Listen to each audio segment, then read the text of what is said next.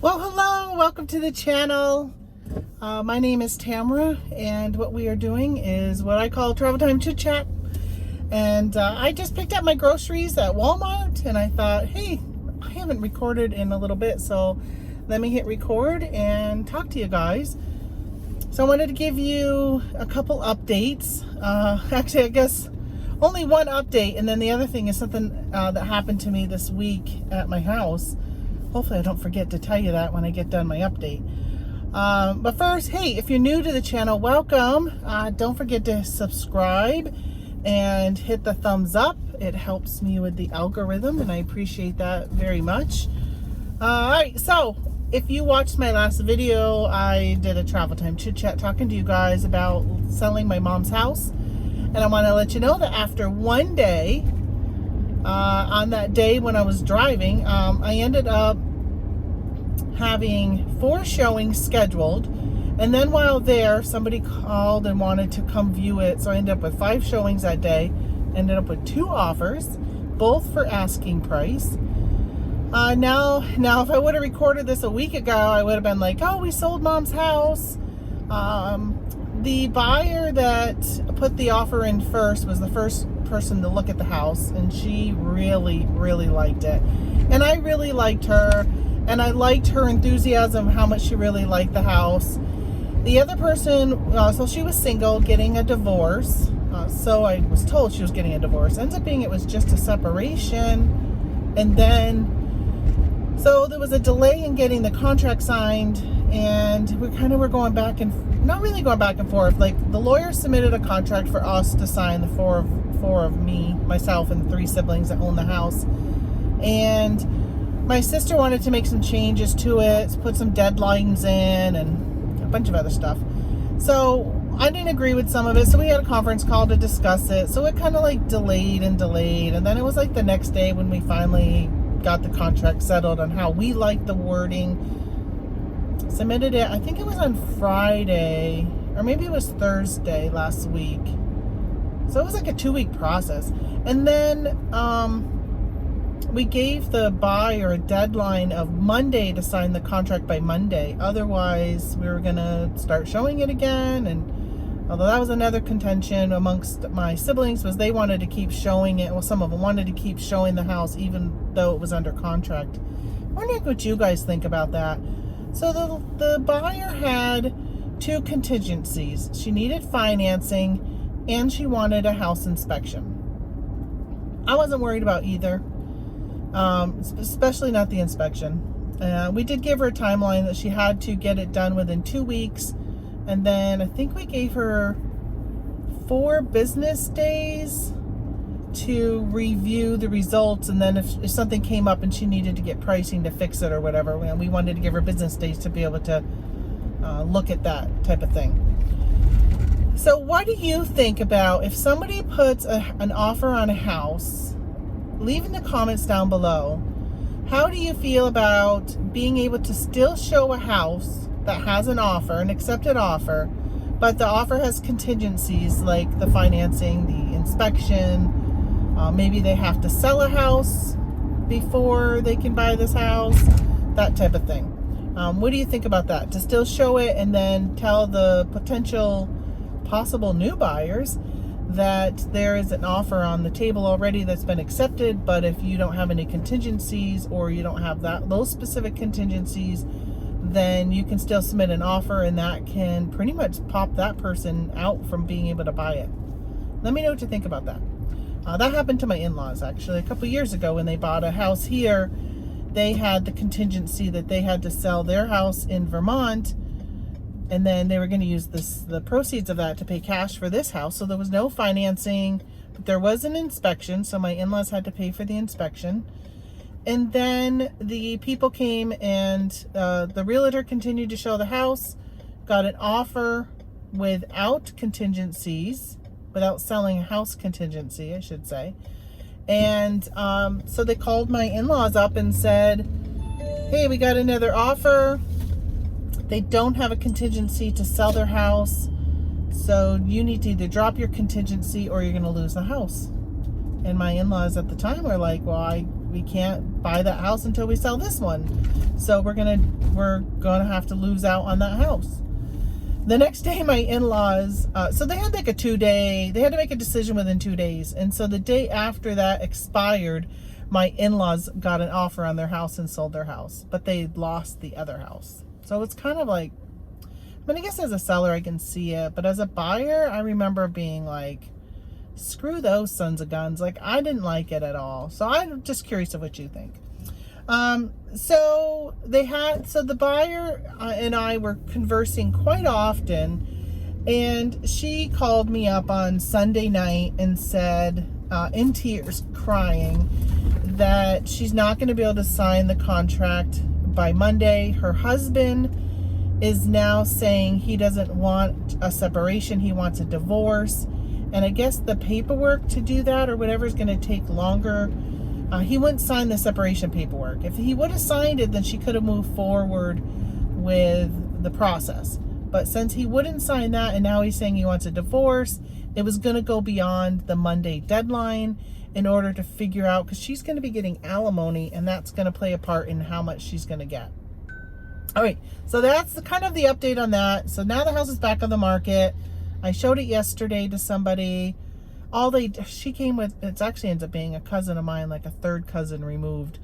And she came with her sister, and all they did was, really her sister, she didn't really say anything, was everything was negative. Everything she could pick out of the house that was negative. You know, like, oh, these appliances aren't very new. I don't know. It was just like everything was, I'm like, well, the refrigerator's brand new. So there was just so much negative. And so when they left, I was just like, they're like, how much are you asking for the house? And I said $99,900, which is really a good price for this house. Where can you buy a 3-bedroom, 2-bath home for $99,000? I'm seen in New York. So I said $99,900, and she goes, so the sister had asked me that, and the one that was looking to buy, she's like, no. That's what she kept saying. No. And I'm like, well, I said, have you looked at those other 2 houses for sale around the corner? They're a lot like my mom's house's style, but one doesn't have a garage. I said, but it's cheaper.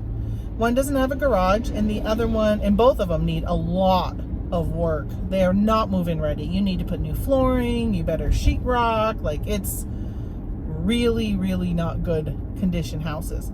So I'm like, if you're looking for something cheaper, then you might want to look at those versus my house, which is move-in ready, right? You're going to pay for the move-in ready. There's nothing that really needs to be done except for painting the walls. If you don't like the off-white color my mom painted them, then that's what you have to pay for. But the paint was just done like 4 years ago, so I don't know, whatever. But I think sometimes that's a technique for people when they buy things. I don't know how often you guys do that when you go somewhere and you look at something and you kind of say negative things because you're hoping that they don't realize how much you like it. But in reality, you're like, oh my gosh, I love it. But it's like a negotiating technique for you. Well, I can tell you, when you're selling something that you are attached to, you don't want to hear the negative. Like when I go garage sailing, which we'll go into the next, that's what I wanted to talk about, is garage sales. Like when I go garage sailing and I'm going to negotiate with somebody, right? I'll be like, sometimes when you ask somebody how much is this, and they're kind of like, you can kind of tell, you can read the room per se of, are they attached to this item or they just want to get rid of it? And sometimes if they're attached to something, you can be like, oh, this is just beautiful. This would look, even if you're going to resell it, right? You just play it up. This is beautiful. This would look great in my living room. Or this reminds me of my mother, my grandmother, like whatever it happens to be, you can play it up. Or, my daughter would love this. She's been wanting something like this. And, if they're attached to it, they want to feel like it's going to go to a home where it's going to be just as loved as they love. And that's how I feel like when people would look at my mom's house, if they're all negative, I'm like, I don't even want you to buy it. Like, I don't care. Just go away and let's find somebody who's going to love it. And that's the first buyer who put the offer in. she loved the house. She sat there for an hour and a half chatting with me in the living room, my husband and I. And she just kept saying, I just love this place. She kept looking around. I just love it. Your mother decorated it perfect. Like, it's just so nice. She goes, I feel at home here. And that's who I want to sell the house to. Some people just look at it as a business transaction and that's it. I continually just say, what would mom do? What would mom and dad do? And they would want it to go to a home where they just would feel like somebody would feel like that when they're in it, rather than selling it as a business transaction. So when you go garage sailing, I was just listening to the Bearded Picker on the way to pick up groceries, and he had Kristen Ostrander, Mommy Income. She does a bundling class for Amazon. She was on there, and she had gone garage sailing with Scott, and she had used the terminology of if somebody asks you what you're doing. So they were talking about Scott wearing his GoPro, and she had her camera out. And somebody had said, like, what are you doing taking all the pictures? You know, like, why are you taking so many pictures? And she was Google Lensing some things. And so they were like, you know, we were honest. And we just told them that we're pickers. We have YouTube channels and we're pickers.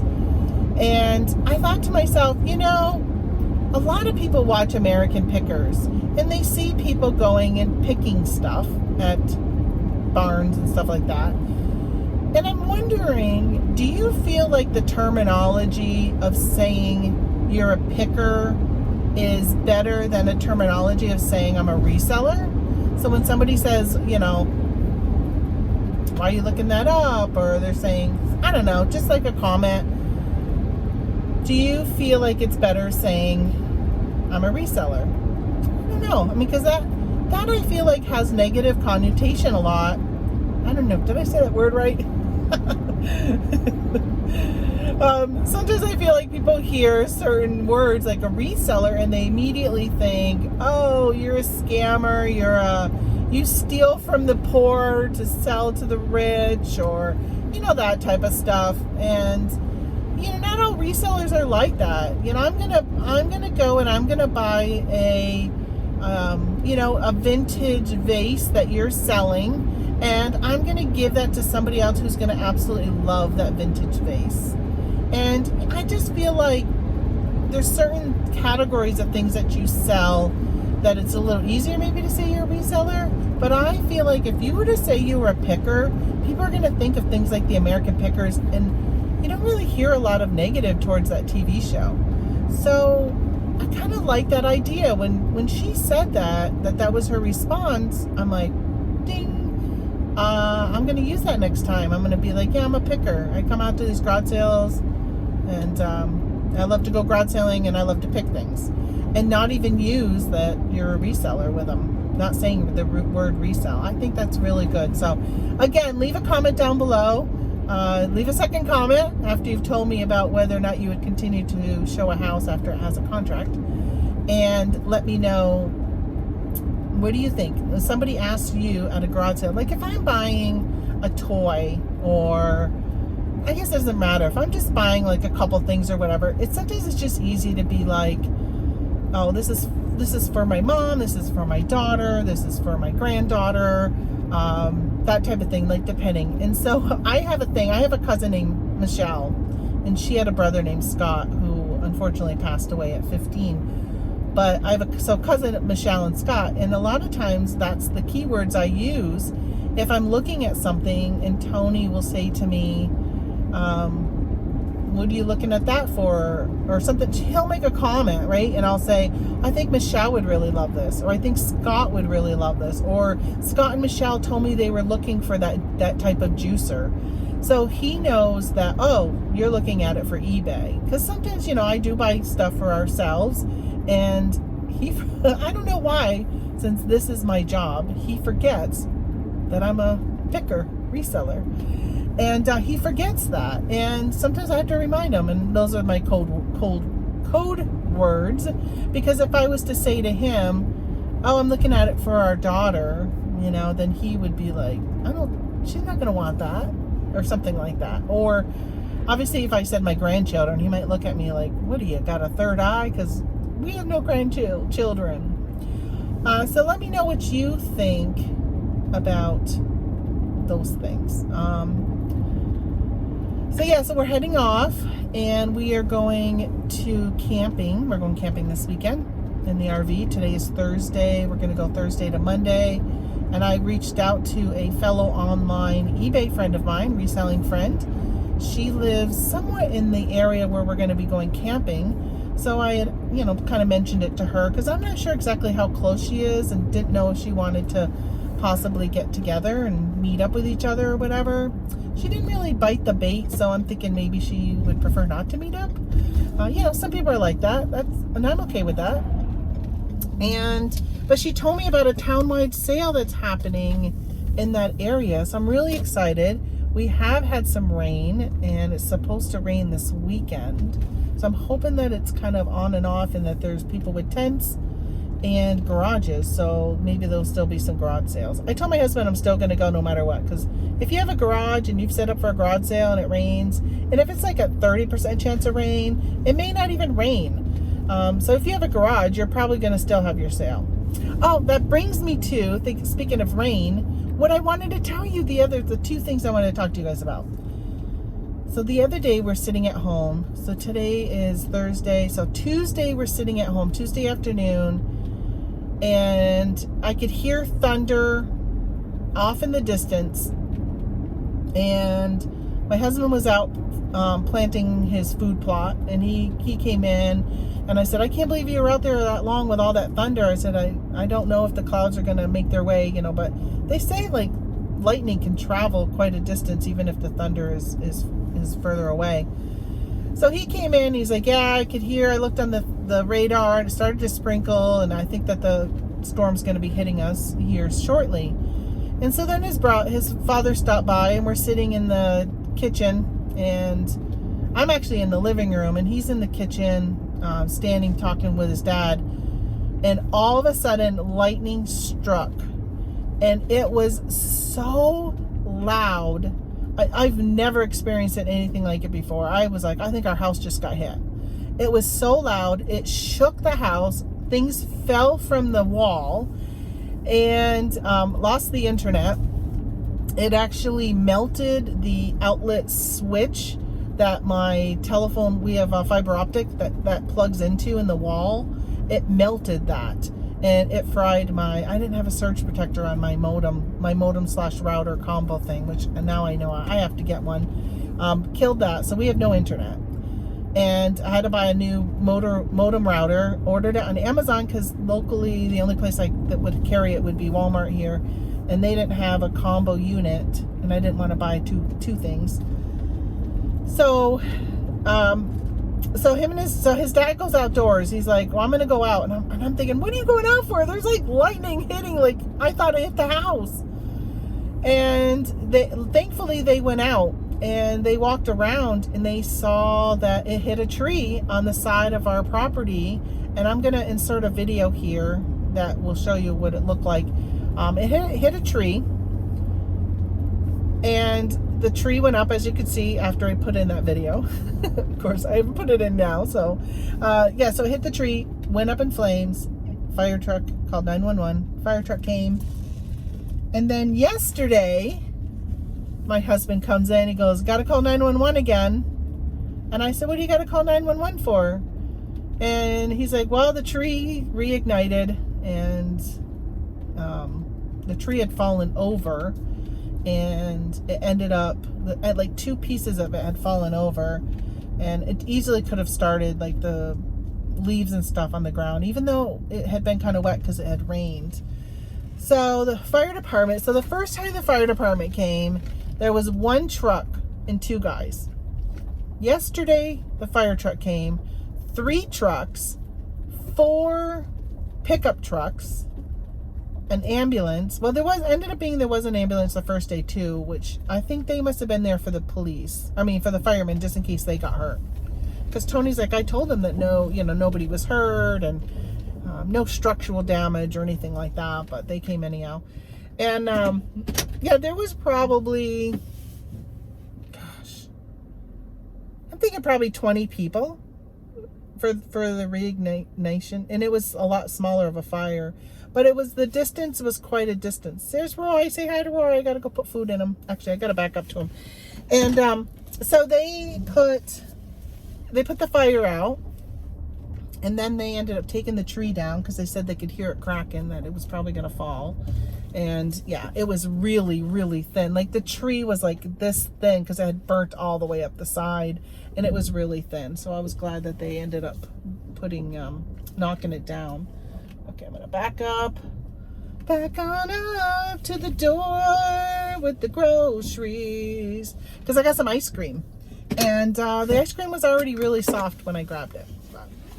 Okay, so yeah, that I'm just really thankful that we were home because we were gone last weekend for 4 days.